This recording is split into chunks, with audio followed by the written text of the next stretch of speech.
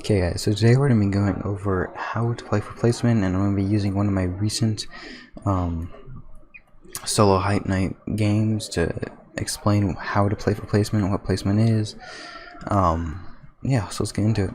So before we go into the actual video, I'm going to explain the 3 steps to playing for placement in my opinion that you need to work, that are very crucial.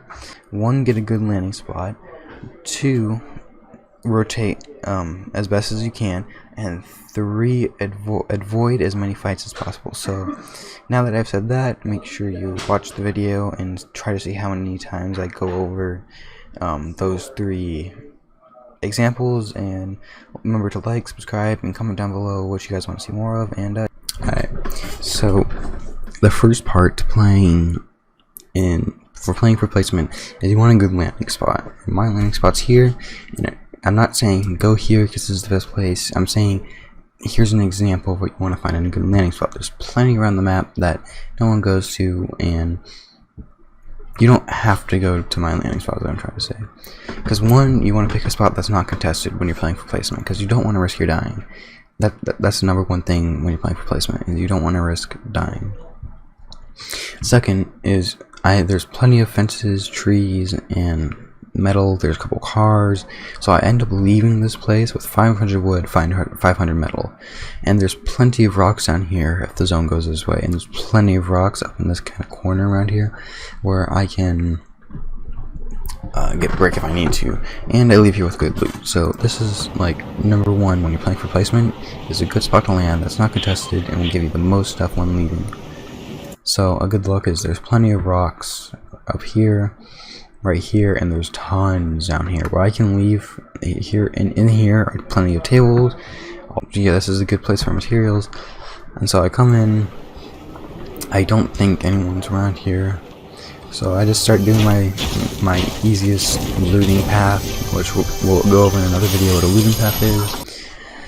So these aren't mine. This is proof that someone's been here. So I kind of start getting my brick, and if I wanted to fight, the first thing I would do is probably follow this up, which I think over this hill you could see a couple walls, which means he took this zip line. So if I was looking for kills, I would go up and over the zip line looking to kill him. But I'm not doing that. I'm playing for placement, which means I'm just gonna kind of avoid him, get my materials, and go on my own path. And so skip ahead, I end up with an AUG, a good tack, and a great thing right here, this launch pad. This allows me to, if I ever get targeted by a person and I'm in a bad position, I just place that down and I run away. It's not being coward, you're playing for placement and you want the most points. So here you can see I have my 3 points, which means I got a top 25. So just point out, all I've done is gone around and looting, and yet I already have 3 points in this big competition where pros are constantly doing stuff. So I haven't run into a single sweaty person worth dying yet. I've just been rotating around, and I already have 3 points, which is equal to 3 kills, which is like, I would say you've done about 1/8 of the work of getting a kill. So you haven't worked at all pretty much compared to working and getting 3 kills. Alright, so here you can see I kind of start to notice Salty is still kind of someone's still over there, because I can see this place and you can kind of see like it's still building itself, which means it was recent. And I'm next to the agency, which is a very high concentrated spot, so people are gonna be over here. So then I start to look around, and the best spot I start to realize is to swim and take that river that's over this way. So I think I start making my way around, find a nice XP coin. Alright, so let's get a better angle of this. So I'm in between the agency and these mountains. The reason I take this path is because if someone from the agency decides to shoot me, I think I start swimming more towards this way, which is towards the bay, which will help. So see, I can hear them. So I kind of look, and then I swim towards the bay. And the reason I did this is because it's hard to build in the middle of the water.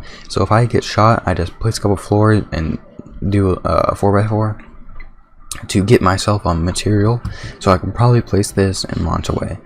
And the mountains protect me from Salty. So this is just like tiny decisions that help you in the long run. Right. So when you're playing for placement, a lot of the times bushes are really big now in chapter 2 season 2, and they were in chapter 2 season 1, and you want to take advantage of this because there's plenty of bricks around. If I was to make a base, a tiny 1x1 just to survive, that would, one, tell people, hey, he's right here, and it's not easy to get to a brick base, but it's not hard. So my easiest suggestion, my easiest option right now is to hide in that bush. The reason is if someone walks up, right, and they don't, and let's say they're a good player, they know that bushes are probably where people are, and they start zooming in or coming in towards you, you have the first shot. You can easily just take the first shot before they start getting too close.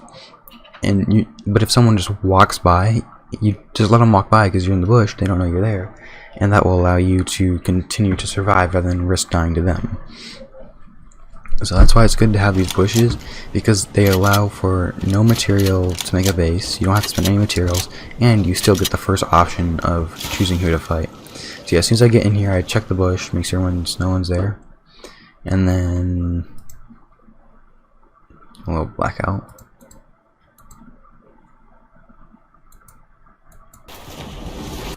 It looks like we don't have sound for the rest of this.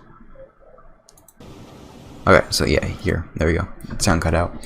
So now, as you can see, I'm just scoping around, making sure I'm not going to get attacked. And then, okay, so back up a bit farther. Alright, so I'm looking around there. Alright, so zone rotation. This was on our list for learning how to play for placement, and the reason I get this one in particular is this was the first circle, right? And I rotated to here, which is kind of the center. So ignore this circle. Look at this circle. Okay, this is kind of center, but the reason I picked this is because if I was to go dead center of this huge circle, which is here, kind of, it's hard for me to tell. I'd say like, oh well, I'm kind of am dead center in it.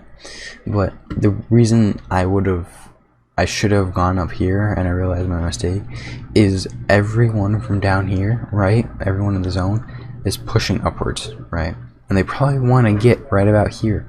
So sitting right here isn't the best option, because for this zone, if everyone came up here, guess who's in my path? These guys, because if I start rotating here and they start rotating here, that's a crossover. So if anything, I would have gone here, and I should have made this path rather than this path, because this path interferes with these guys' path. So it's a little complicated, but it's just planning and seeing where everyone's going in a mental mind to make the easiest, safest path. And luckily, I don't think I get attacked, but I end up going to this little house right here with a pond. And the reason is that I can hide in the house and not spend any materials once again. So I get my next 2 points. So I've done nothing. I've done, well, other than rotated. I haven't shot anyone, haven't killed anyone. I've just been hiding, and yet I have 5 points, which is 5 kills, which is like, you're doing a lot less work than killing 5 people. So I end up seeing these people, right, and I think I end up sawing their head, so there is someone in there, I know that. And they were shooting down here, so I could easily third party that fight, but I choose not to, because, and I did that good decision because there's the 2 people fighting, and the reason I mentioned them is if we just watch a bit more, you'll hear, so they're fighting, and listen, that was a heavy sniper shot, and that came from over here, which wasn't them fighting. So had I third party that other one, that whoever was sniping over there could have easily seen me. So once again, those tiny decisions of going for placement over kills is crucial, because had I gone for the kill, he could have easily sniped me, and I think he ends up sniping one of these guys. No, never mind, he doesn't snipe these guys. But, and once again, another easy third party shot right there that I could have done. So right here, there's a sniper shot, and these guys start fighting. I could have easily just ran over the hill and started shooting him with the AUG, trying to hope for killing him, but that sniper, him, and the 2 other people behind me could have easily just decided to third party or shoot at me, and I could have easily taken an L there. Easily took in an L. So now I end up getting into this house. I don't even have to build at all. Just have to hide up here and wait. And I have bandages and I have extra wood in case someone starts to shoot me or kill me. So I think I end up staying here for the rest of the game. Okay. So I'm looking around a circle, and what I'm doing here is you can see my mark moving all over. I'm predicting the best I can. I say the best I can because it's hard, or my knowledge of where everyone is. So everyone's already kind of, I think this is the first circle, so everyone's kind of pushed in around here, right? And second circle, everyone from up here, so this area is going to be contended, and that's already showing true because there's 1, 2, and a third sniper. So that's 1, 2, 3, 4, 5 people in this area. So you can see that this area was pushed in heavily here, and that this area is less contended. So had I gone down here, it would almost been smarter to go to this pond or these houses. I think even though henchmen are there, but rather than going here. But it ends up working for me. Just tiny decisions. So I think I end up just kind of staying here, waiting it out. Just kind of walking around, looking at people. Okay, the circle. This is third circle, so this is zone rotation. This goes under zone rotation for placement. And you want to, third circle is going to go half and half. So as you can see, this was the middle. It chose half this. Wait, no, I'm saying that wrong. Hold on. This is the third circle. Okay, so this is third circle, and as you can kind of see, the last couple of circles have been moving closer to the middle, as this one kind of, the middle is always in for these last 2 circles. The third circle, when it moves, it's going to leave out that middle completely. It's going to go half or half, and you'll see that start to come into play, because all of a sudden I realize, well, I'm just going to gamble and hope that this half goes in, right? Because even if this half goes in, right, then I have a launch pad. So the third circle is almost like a gamble circle. And as it goes on, oh, I got my points. So like I said, haven't done anything, just hide in attic, and I get 7 points, which is worth 7 kills. And yeah, I could have more points than kills, but if you're not good and you're playing for placement, this is your best option. Your best option is to play for placement. In the end game where there's 10 people left, it's fine if you're playing for placement to, even if you're in a box, to shoot at people, because especially if you're in Champion League, which you shouldn't be worried about being bad if you're in Champion League, then I think there's Storm Surge, so you want to shoot people to stay above that, and I'll go into what Storm Surge is in a couple other videos. But it's fine to take shots because you just want people to die, and I think I end up tagging this dude in a bit, but that just weakens him for another kill, which gives me the chance of winning and getting more points. So like I said, when there's 10 people left, you want to just give them little tags here and there, but nothing too risky, because you just want them to die, even if it's not to your hands, preferably to your hands, but not always. So my side gets lucky. I don't know if I missed a circle or not, but I'm still in on the edge. It's not good to be on the edge, but I have a launch pad, so 2. So I'm just gonna kind of stay here and make sure I'm safe. I have a launch pad, so I'm kind of ready to go. When I hear them fighting, there's 3 left. And like I said, I'm not doing anything too risky. So I start to try to take shots because there's only 3 people left, and that means that those 2 people are fighting, which is good for me because if I can knock them down or shoot just one to his death, that means there's only, it's a one-on-one. So right here, I think I end up, there's 43. So like I said, that weakens him to fight him, which means I'll get more of a chance of surviving for the victory. So like I said, I'm just tagging people just so someone dies. So I end up making this little base to try to get more protected cover at shooting people, and these guys start going at it. Start to shoot. There's 44, and this becomes important because look at the circle. I'm almost dead center, and I don't know how this happened or how lucky I was, but I'm pretty set up for this. So I end up just kind of staying here. These guys start going at it, and notice 1, 2, 3, holding all of these guys up. Okay, that's when I'm coming to play. And I think Go, 1, 2. off, please. It's talking to my sister. So these guys start going at it, trying to take shots, so someone dies. They're fighting, and all of a sudden I start to realize that I start shooting it out because they're high enough to where they'll die. Sorry, more pieces. But he dies to Midas's drum gun.